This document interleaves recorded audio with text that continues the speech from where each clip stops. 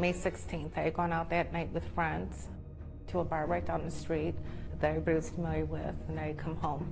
Cleveland Heights, 2017. Elisa Alfaro was sexually assaulted by a neighbor inside her own home. He was my dog walker because I had previously cracked my foot and couldn't walk them, so he had access. The 55-year-old knew her rapist and hesitated reporting the crime, fearing no one would believe her. After getting up the courage to report the rape to police, Elisa says a representative from the Cleveland Rape Crisis Center was by her side. At least I had one person, figuratively and literally, in my corner. I didn't have to explain why I had been out that night, that I didn't have to tell every intimate detail.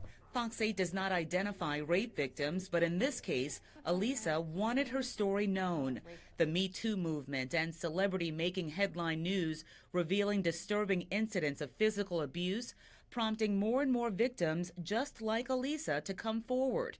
A difficult challenge for CRCC's founders 50 years ago, says Director of Community Engagement, Denisha Green.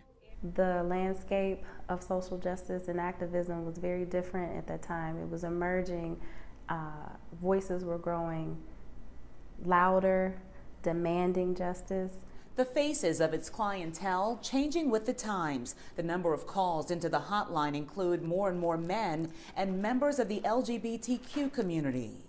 And now a new leader at the helm. So we have advocate services, we have therapists come in. Nicole McKinney-Johnson was named interim president and CEO for the Cleveland Rape Crisis Center back in June.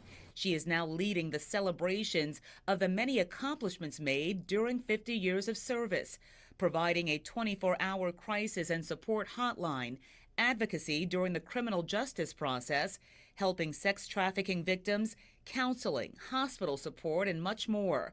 With offices in Cuyahoga, Ashtabula, Geauga, and Lake counties.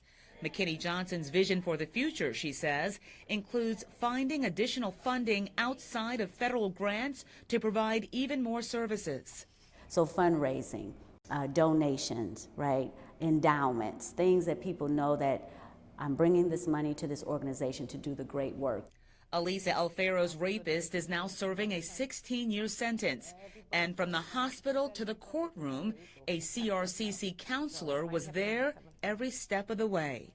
And the fact that they were there from incident all the way just means I'm not sure that we'd be having this conversation like we are right now. And I mean that.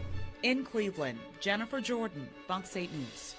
Helping people is what we do. Keep praying for the Word Church. If you're ever in the Cleveland area, come see us, 9 or 11 a.m. My wife and I, the Word Nation, we love to say hi to you. Jesus loves you.